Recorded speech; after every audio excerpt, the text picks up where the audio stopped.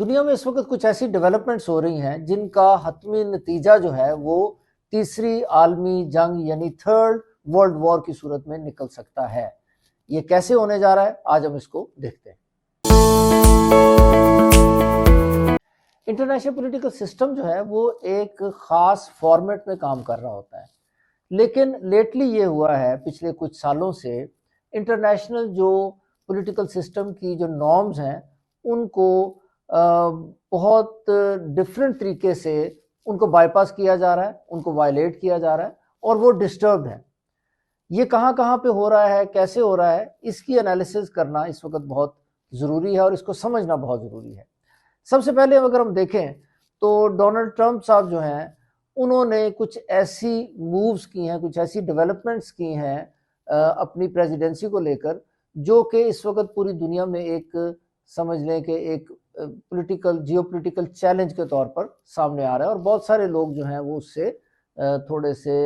Disturb हैं या थोड़े से समझ लें उनको समझ नहीं आ रहा कि what he actually doing at the international global level. For instance उनका पूरी दुनिया में टैरिफ्स लगा देना, फिर उसके अलावा उन्होंने जो उनके बहुत क्लोज एलाइज हैं उनको बुली करना, लाइक कनाडा, लाइक ग्रीनलैंड जो है। फिर जो वेनेजुएला के जो प्रेसिडेंट हैं उनको उन्होंने एब्डक्ट कर लिया और इसके अलावा नेटो जो है उसको वो बार बार डिनाउंस करते हैं और वो कहते हैं कि अगर नेटो ख़त्म भी हो जाए तो आई डोंट माइंड, यानी he is giving signals to come out of NATO. तो नेटो में से अगर वो बाहर कल को निकल आते हैं तो बेसिकली नेटो तो क्लैप्स हो जाएगा और जिसके बहुत ज़्यादा चांसेस नज़र आ रहे हैं। ये जो चेंजेस हैं ये कोई मामूली चेंजेस नहीं है, इससे पूरी दुनिया का जो स्ट्रक्चर है, जो आर्किटेक्चर है, सिक्योरिटी एंड जियोपॉलिटिकल आर्किटेक्चर, वो सरवाइव नहीं कर सकेगा। तो उससे क्या होगा, उससे नए अरेंजमेंट्स, नई डायनामिक्स, नई डेवलपमेंट्स वो जगह जगह जो है वो इमर्ज करती हुई नज़र आ रही हैं और इन नियर फ्यूचर लगता है कि ऐसा होने जा रहा है। तो ये जो डायनामिक्स हैं ये बेसिकली ग्लोबल जो पॉलिटिकल सिस्टम है उसको इस वक्त बहुत क्रिटिकल चैलेंजेस जो हैं वो दरपेश हो रहे हैं, जिसके कॉन्सिक्वेंसेस जो हैं वो बहुत एक्स्ट्रा ऑर्डिनरी भी हो सकते हैं। अगर हम इसको थोड़ा सा ये ज़्यादा एनालिसिस करें, ज़रा डीपली एनालिसिस करें, तो हमें ऐसा लगता है कि international political system is basically failing. उसकी रीज़न क्या है? उसकी रीज़न ये है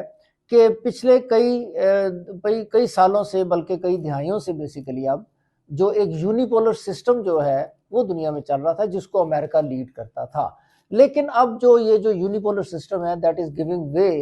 टू मल्टीलेटरलिज्म और समझ लें रीजनलिज्म। मुख्तलिफ रीजन जो हैं वो अपने आप को खुद कंट्रोल करने की कोशिश कर रहे हैं या इमर्ज कर रहे हैं। इसको अगर हम देखें कि ये कैसे हो रहा है, सबसे पहले तो जो वेस्टर्न हेमिस्फीयर है उसको लगता है कि अमेरिका जो है वो कंट्रोल करने की कोशिश कर रहा है और अपने आप को वेस्टर्न हेमिस्फीयर में अमेरिका स्ट्रेंथन कर रहा है अपनी पोजीशन को, जिसमें ये वेनेजुएला वाला आप एक्शन देख ले या बाकी जो वो ग्रीनलैंड की बात करता है या दूसरे जो उसके जो अमेरिकन कॉन्टिनेंट में जो कंट्रीज हैं उनके साथ वो ताल्लुकात मजबूत भी कर रहा है और उनको बहुत वसीफरसली उनको बुली भी कर रहा है। तो एक तो ये हमें रीजन नजर आता है कि जो अमेरिका जो है probably is now focusing more on the western hemisphere.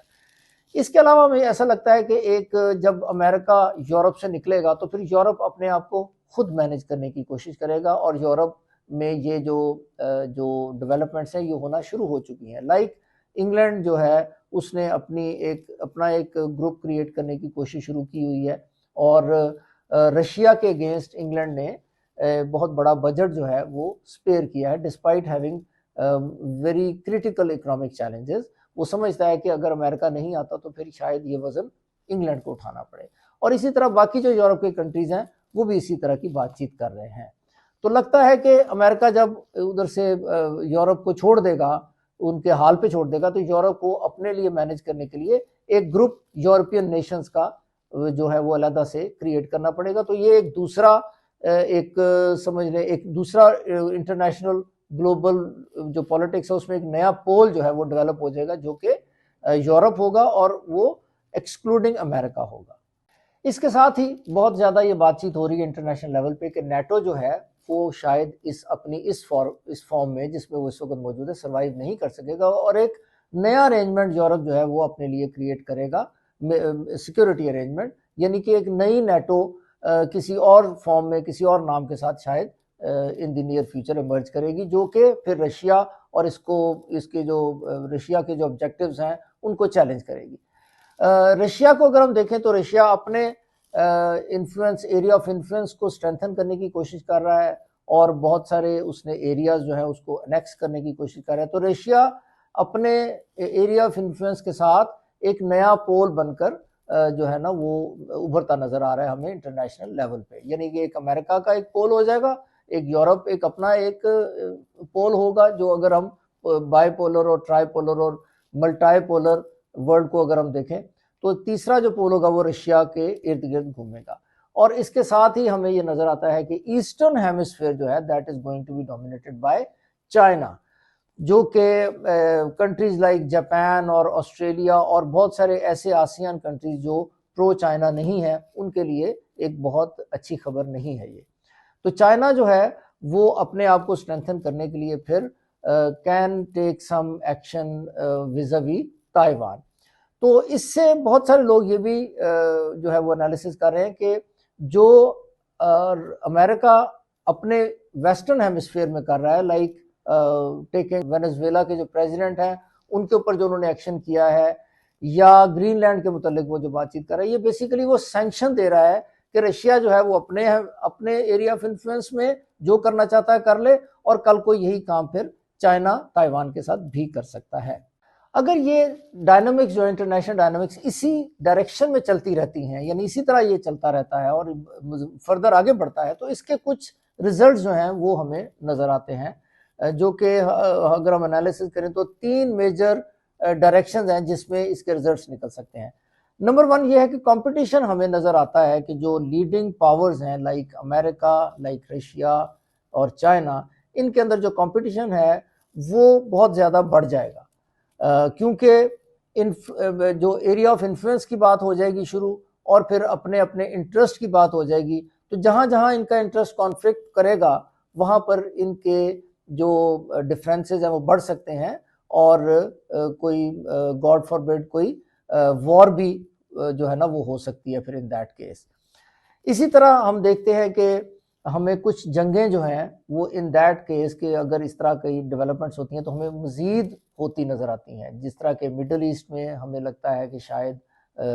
एक और हमें कोई खुदा न खास्ता कोई बड़ी वॉर देखने को मिल सकती है, क्योंकि ये जो जहाँ जहाँ कॉमन इंटरेस्ट होंगे इन पावर्स के, वहाँ ये फिर अपनी अपनी अपनी पॉलिटिक्स भी खेलेंगे, और स्ट्रेटेजिक लेवल पे जब ये इंटरेस्ट कॉन्फ्लिक्ट ऑफ इंटरेस्ट चला जाता है तो वो वॉर की सूरत इख्तियार कर लेता है। इसी तरह हमें साउथ एशिया में भी हमें ये नज़र आता है कि जो कॉन्फ्लिक्ट है particularly between Pakistan and India, उसमें भी हमें खुदा न खास्ता दोबारा इस तरह का कोई सीन जो है वो इमर्ज करता हुआ नज़र आता है। इसी तरह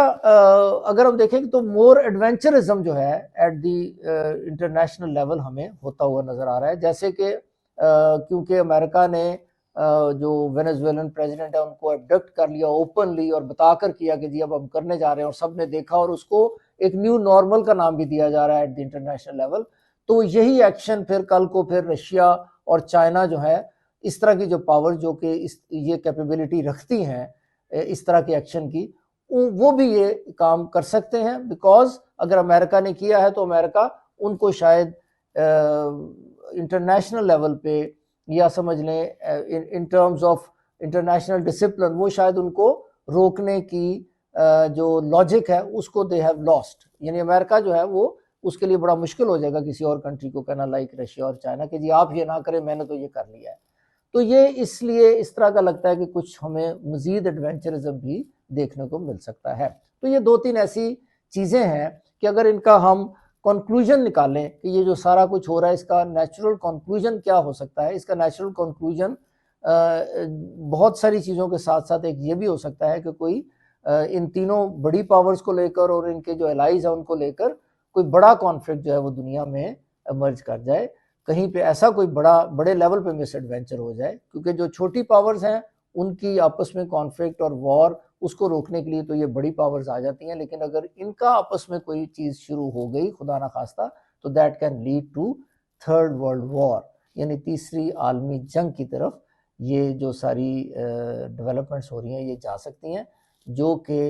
इंटरनेशनल लेवल पे एक ख़तरे की घंटी। और बहुत सारे जो एनालिस्ट हैं एट दी स्कॉलर्स हैं इंटरनेशनल लेवल पे, वो ये बात अब कर रहे हैं। तो this is the time for the international community to come forward and इससे पहले कि कोई ऐसी misadventure at the global level हो जाए, इसको रोकने की कोशिश करनी चाहिए। Stay tuned for further updates on regional, national and global scenarios.